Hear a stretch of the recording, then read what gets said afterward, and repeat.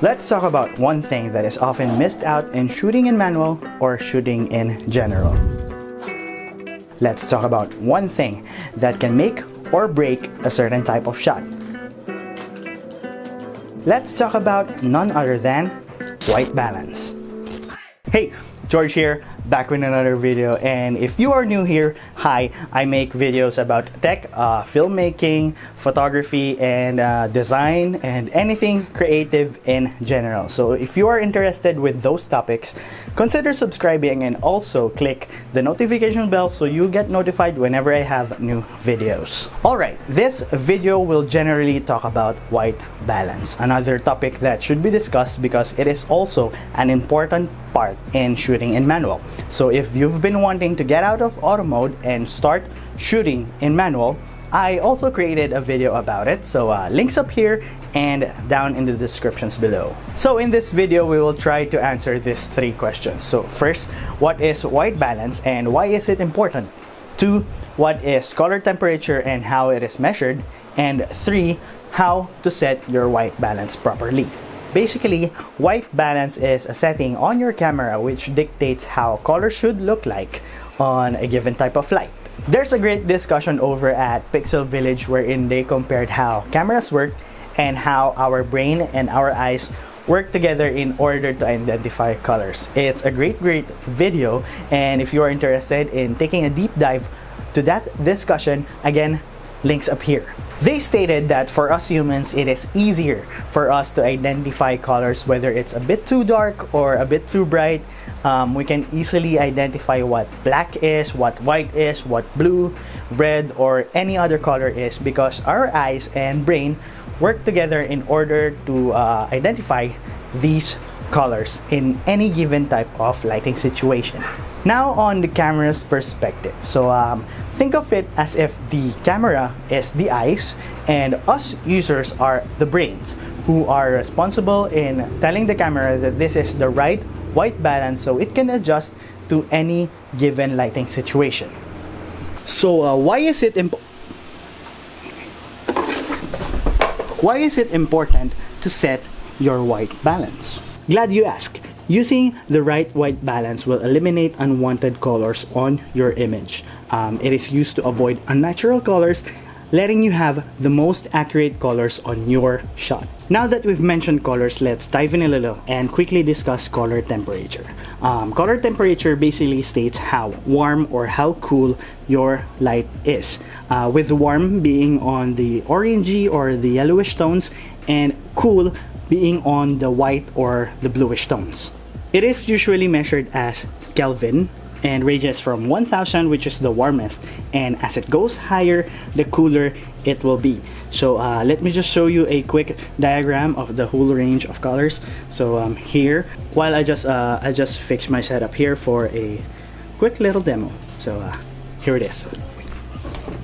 Lower means warmer and higher means cooler. It is advised to have your main source of light at around the 5000 to 6500 K or the so-called daylight because it is the closest representation of a natural daylight light. Okay, those are a lot of technical terms to take in, but don't worry guys, we will discuss a few tips on how to get your white balance properly. The first step is using the camera presets. Most cameras these days have the white balance presets wherein you can quickly scrub through and just pick your preferred white balance. Usually these presets are auto white balance, tungsten, fluorescent, what else? Daylight, flash, cloudy, and shade. First, I gotta mention auto white balance. As the name says, it's an auto. Yes, it's convenient, but I don't really recommend it. As the name says, it's in auto, so it will adjust accordingly on whatever your camera sees. So there's a high chance that your shots or your footages will have inconsistent colors. So if you want your shots to be cohesive, to be on a same theme all throughout, stay away from using auto white balance. So going back, the basic principle on setting your white balance right is knowing the Kelvin value of your light and then matching it with the proper preset or the proper Kelvin value on your camera. Here's a quick rundown of the light temperature or the Kelvin value of each preset on your camera. So let me just show you here, and later on let's have a quick little demo where I will show you how these presets work. So here, tungsten is 3200K, daylight is 5200K, flash is 6000, cloudy is the same, it's 6000, and shade is 7000 Kelvin. So on to the demo. So let's just use this frame, use this shot. I'll be taking pictures and then switching through different white balance presets so we can see how it works. And luckily I have here this mini LED light. It's a Viltrox RB08. It's a bicolor LED light, so I can switch from different Kelvin values. I think it ranges from 2500 to 8000K. So it's from the warm to the coolest side, and you can also adjust its intensity. So let's use this as my key light. So I'll switch from this light and use this as our key light so we can test different white balance presets. So let me just change it quickly. So 1, 2, 3, there. Alright, so now we've switched from our key light to the Viltrox RB08. So we're now using the mini LED light as our key light. So let's start with a little bit on the warmer side. Let's begin with around 3200K. So if your light is on the warmer side, it is advised to use the tungsten preset. So I'll apply it here and see how it looks. So here's the shot on a tungsten preset. As you can see, our light is a bit warm, but the shot that came out gives a more of a natural color since the camera balanced it out by adding some cool tones to your shot, making it more natural to look at. Now let's try the same shot but with a different preset.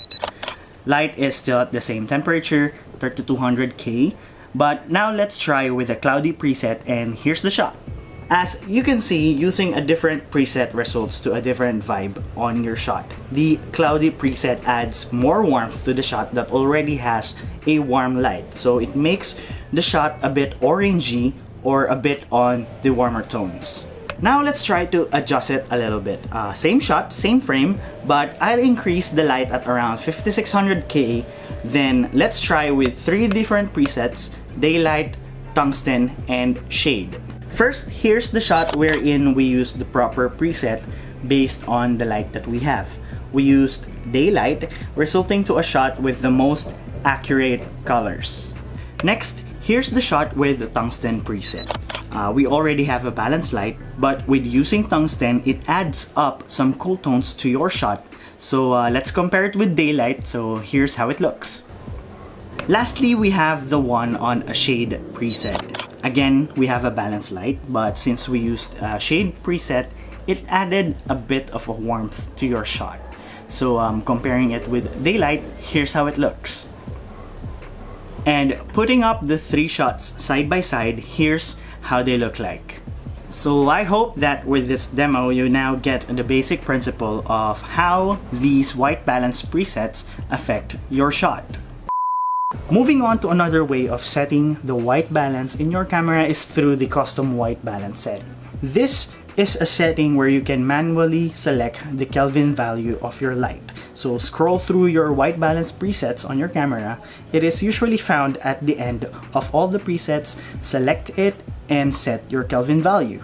So if you happen to know the exact value of your light source, you can use this setting so your light source and your camera's white balance setting is perfectly matched. Last tip on how to set your white balance properly is by using a white paper.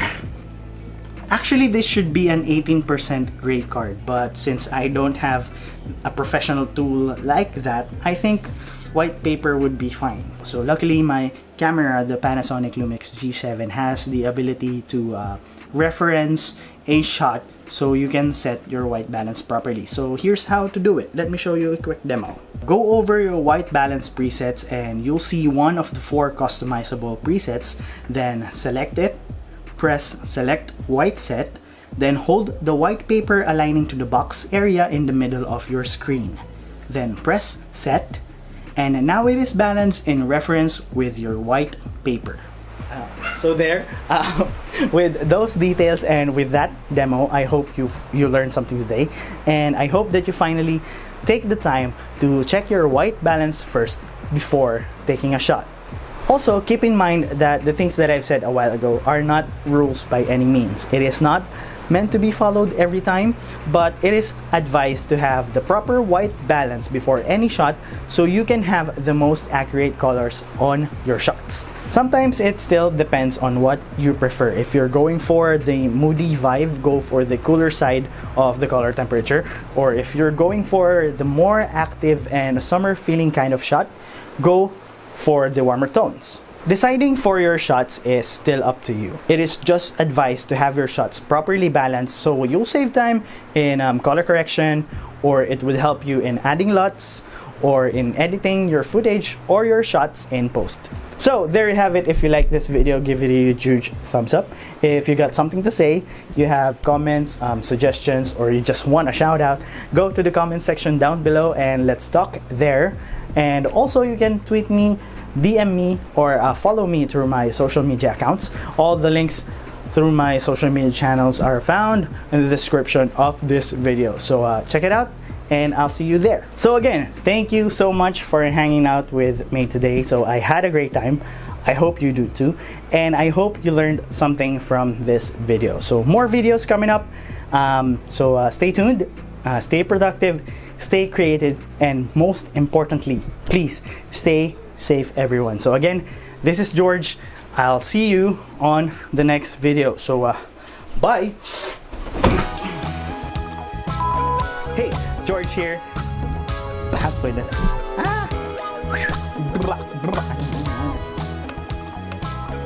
Have long hair.